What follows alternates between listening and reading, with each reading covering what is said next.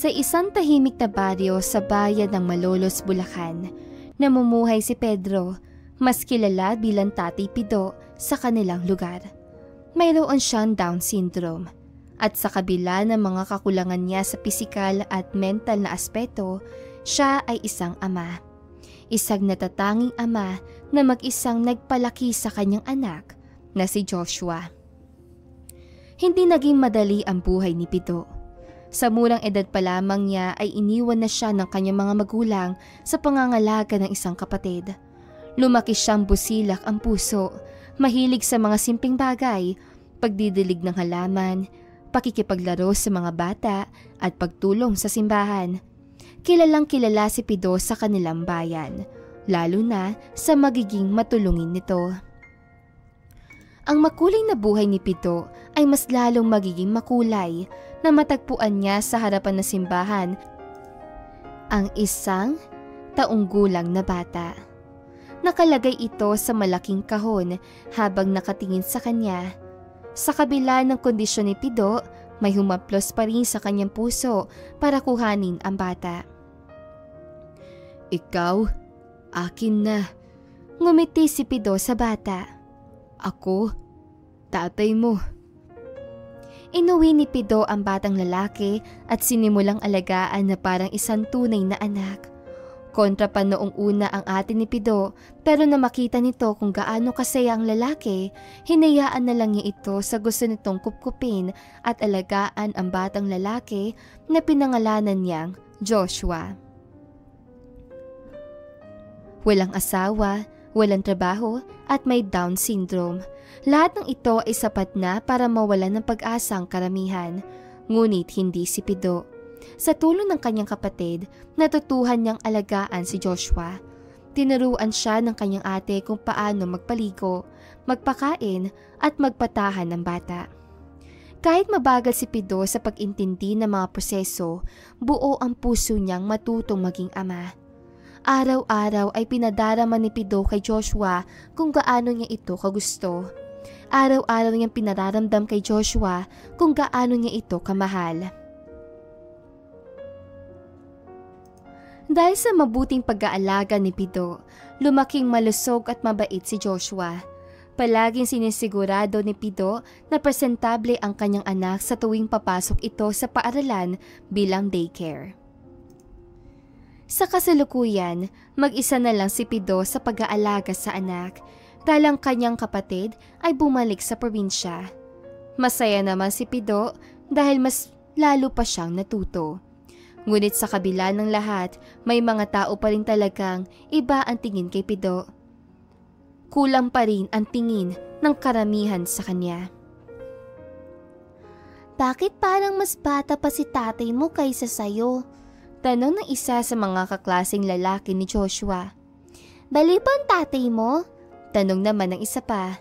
Hindi pa lubusang alam ni Joshua ang mga ganoong salita, pero alam niyang masama iyon dahil nagiging malungkot ang ekspresyon ng kanyang ama kapag nakakarinig ng ganoon. Kaya pagkagaling sa eskwela, palaging inaalis si Joshua ang lungkot na yon sa pamamagitan ng kanyang mga ngiti at yapos. "Joshua, ako, hindi perpekto, pero mahal kita. Sobra, sobra, sobra." "Tatay, mahal din kita." Yumakap si Joshua sa leeg ng ama. "Best tatay ka po eh." Ngumiti si Joshua bago bigyan ng halik ang kanyang malambing na ama. Upang mabuhay sila mag-ama, tinanggap ni Pido ang trabaho bilang tagalinis sa palengke. Araw-araw siya nagwawalis, nagbubuhat ng basura, at minsang nagiging tindero din para may extra. Madalas siyang mapagalitan kapag nagkakamali, minsan ay di binabayaran ng tama, ngunit hindi siya umaangal. "Para sa baon ni Joshua," palagi sinasabi ni Pido sa sarili sa tuwing nakakatanggap siya ng pera. Mahirap para kay Pido, lalo na dahil sa kondisyon niya, pero patuloy siyang lalaban ng patas para sa kanyang anak na sobrang mahal na mahal niya. Sa tuwing may meeting ng mga magulang, sinisigurado ni Pido na makakapunta pa rin siya. Kahit hindi siya gaanong makaintindi, ngumingiti pa rin siya para sa anak. Tatay Pido, may award po ang anak niyo, nakangiting sabi ng guro ni Joshua. Top student po siya. Nakangiting tumango naman si Pido. Galing anak ko. Ano ba yan? Top student pero abnormal ang tatay. Ang alam ko, mahilig manakit ang mga ganyang bata. Sigurado mahahawas sa kaabnormalan ng anak niya. Mabuti at may pumatol dyan. Kanya-kanyang bulungan ang ibang nanay habang nakatingin kay Pido at Joshua na nasa harapan at kinukuhanan ng litrato. Joshua, sa'yo. Inabot ni Pido ang maraming candy sa anak. Love ka, tatay. Love you, tatay. Nakangiting tugon ni Joshua. Ikaw po ang pinaka-the best tatay in the world. Napangiti naman ang guro ni Joshua habang nakatingin sa mag-ama na kay gandang pagmasdan. Nang tumuntong sa high school si Joshua, nagsimula siyang makaramdam ng hiya. Naiintindihan niya ang kalagayan ng kanyang ama pero sobra siya naapektuhan sa mga sinasabi ng mga tao. Naiinggit din siya lalo na kapag nakikita ang buong pamilya ng mga kaklase niya at marami ang buhay ng mga ito. Sa sobrang pagkaapekto kay Joshua, lumalayo ang loob niya sa kanyang ama. Paminsan-minsan din ay hindi na niya ito pinasasama sa kanya. Hindi na rin niya hinahayaan na gawin siyang bata nito. Joshua, nasaan ang tatay mo? Tanong ng isang kaklase ni Joshua. Yung abnormal? Yung tatay mong kulang sa pag-iisip. Pangit pa ang muka. Sabi pa ng isa. Nagtawanan naman ang mga ito kaya napakuyom ng kamao si Joshua. Tumayo siya at sinuntok ang kanyang kaklase na nauwi sa pagka-guidance. Joshua, hindi ba at sinabi kong dalhin mo ang tatay mo? Nasaan siya? Tanong ng guidance counselor sa kanya. Kailangan kong makausap ang tatay mo. Wala na po akong tatay. Patay na. Naisagot na lang ni Joshua. Ayaw niyang dalhin ng ama dahil alam niyang hindi rin ito makakaintindi at magtatantrums lamang ito kapag nalamang nakipag-away siya. Pinangaralan na lamang si Joshua dahil ayaw talaga nitong dalhin ng ama sa eskwelahan. Na makauwi si Joshua, masama ang kanyang loob. Joshua, bili akong candy. Doon ka nga! Natigilan si Pido nang itulak siya ni Joshua. Nag-alala si Joshua dahil nakita niyang paiyak na ang kanyang anak. Bakit ka ba kasi ganyan? Singhal ni Joshua sa ama. Bakit hindi ka normal? Palagi tuloy akong inaaway sa school. Nakakainis ka! Padabog na pumasok si Joshua sa kanyang kwarto at doon nagmukmok. Nalungkot naman si Pido at tumiretso na lang din sa kanyang kwarto. Kinabukasan niya ay birthday ni Joshua.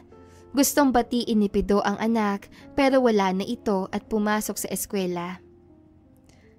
Joshua, kamusta?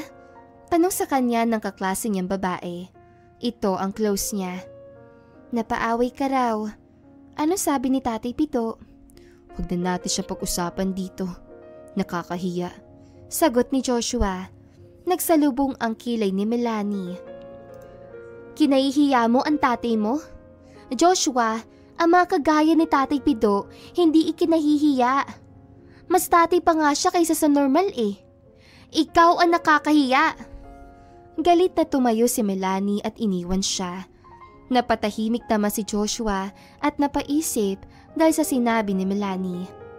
Ngayon tuloy siya na guilty dahil sa kanyang ginawa. Ang pagka-guilty naman niya ay napawi na simulan na naman siyang asarin. Masama na naman ang loob ni Joshua na makauwi dahil sa pambubuyo sa kanya. Ngunit pagdating sa bahay, nadatnan niya si Tatay Pido na gumagawa ng simpleng birthday card gamit ang makukulay na lapis at bond paper. Mukhang napansin siya ni Pido kaya lumingon ito sa kanya. Happy birthday, Joshua! Sorry, walang cake ha. Pero love ko to. Doon bumagsak ang luha ni Joshua. Doon niya muling naalala ang lahat ng sakripisyo.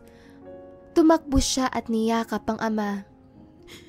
Tay, sorry po. Lumuluhang sabi ni Joshua. Hindi ko na po kayo ikakahiya. Kayo po ang pinakamagaling na tatay para sa akin. Huwag iyak. Tugon ni Pito bago humiwalay sa yakap. Bili ako spaghetti. Kain. Nakangiting tumango naman si Joshua. Simula noon ay hindi na ikinahiya ni Joshua ang ama. Taas noo lagi siya kapag hinahatid siya nito sa trabaho at lahat ng umaaway sa kanyang ama ay kanya ring inaaway. Para sa akin, si Tatay Pido ang superhero ko. Nakangiting sabi ni Joshua habang nagsasalita sa harapan. Kasi kahit na may sakit si tatay at hindi normal, pinaramdam niya pa rin sa akin ang tunay na pagmamahal. Kahit hindi ako tunay na anak ni Tatay Pido, itinuring niya akong kadugo.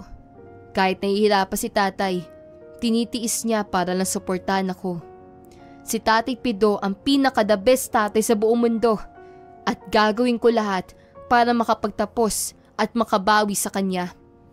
Dahil sa makadamdaming mga salita ni Joshua, nakaramdam ng guilt ang mga kaklase niyang madalas mambuli sa kanya. Sa edad na 48, nagsimula ng humina ang katawan ni Tatay Pido. Madalas na ang ubo, nahihirapang huminga at nangihina. Sa health center, nalaman nila may komplikasyon siya sa puso at nangangailangan ng gamot at check-up kada linggo. Wala silang pambayad, kaya si Joshua, kahit estudyante, pumasok bilang working scholar at crew sa isang fast food. Dahil sa pagiging working student, naramdaman bigla ni Joshua ang pagod na nararamdaman ng kanyang ama. Tatay, wag work sabi niya sa ama.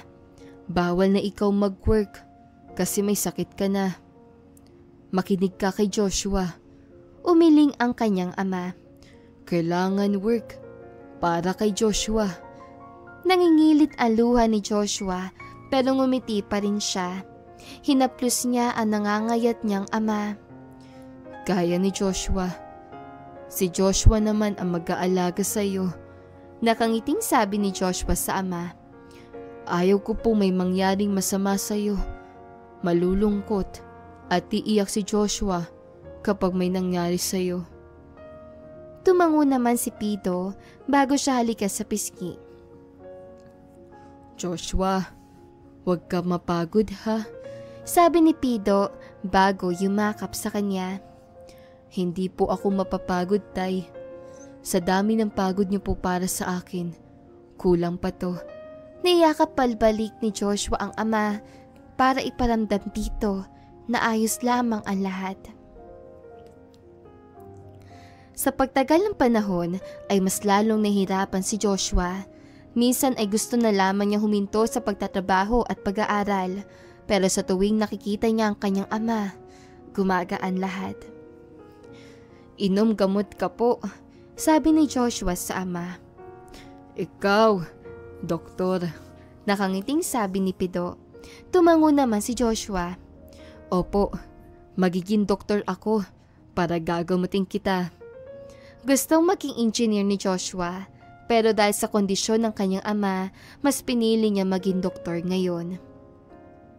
Sa tulong na scholarship, tiyaga at panalangin, nagtapos si Joshua ng kolehiyo. Nagtapos siya na may karangalan ng magna cum laude. Sa pag-akyat sa stage, pinagmalaki pa talaga ni Joshua ang kanyang ama. Dito niya ring isinuot ang medalya niya dahil para sa kanyang ama ang tagumpay ng kanyang nakamtan. Tay, graduate na po ako. Para po sa inyo to. Inabot niya ang diploma sa ama. Sa susunod po, resulta ng board exam naman ang ibibigay ko sa inyo. Congratulations! Proud ako! Masayang sabi ni Pido. Hindi nga agad nagpahinga si Joshua. Nag-review siya para sa board exam at nag-take nito. Naging worth it naman dahil pumasa siya at rank 2 sa mga nag-take. Nakangiting inabot niya ang papel na may resulta sa kanyang ama. Tay, doktor na ako. Napaluha si Pido. Hawak ang papel. Joshua, anak ko, doktor ka na. Emosyonal na sabi ni Pido. Opo, doktor na ako dahil sa'yo. Tugon ni Joshua bago halikan ng ama sa pisngi. Love you, Tay. Mahal kita, Joshua. Isang araw, inimbitahan si Joshua bilang tagapagsalita sa graduation ng mga estudyante. Pero bago siya nagsalita, humingi siya ng permiso. May gusto po akong ipakilala. Hindi siya marunong sa math, hindi mahusay sa grammar, pero siya po ang nagturo sa akin ng pagmamahal, pag-asa, at katatagan. Siya po ang tatay ko may Down syndrome. Lumabas si Pido sa entablado, suot ang bagong polo. Nagpalakpakan naman ang mga lahat at may mga mangilan-ngilan din naging emosyonal. Siya po ang dahilan kung bakit ko nakamit ang tagumpay ko ngayon. At siya rin ang dahilan kung bakit sobrang tatag ko. Sobrang proud ako sa mga taong may kagaya sa kalagayan ng aking ama. Dahil tunay na kayo ay espesyal na mga tao. Ang katagang sinambit na iyon ni Joshua ay tumatak at nagmarka sa mga tao. Sa huli, naging isang sikat na doktor si Joshua. Nakilala rin siyang manunulat dahil ginawa niyang kwento ang buhay nila. Sa ngayon, may asawa na si Joshua. Ngunit patuloy pa rin siya sa pag-aalaga sa amang bedridden na sa kanilang bagong bahay. Hindi kailangan ng diploma para magmahal. Isang pusong buo lang ang kailangan. At dito na nga po nagtatapos ang magandang istoryang ito. Maraming salamat mga kakwentuhan! Huwag niyong kalimutan mag-like at subscribe at pindutin na rin ang notification bell para lagi kayong updated sa ating kwentuhan. Hanggang sa muli, paalam!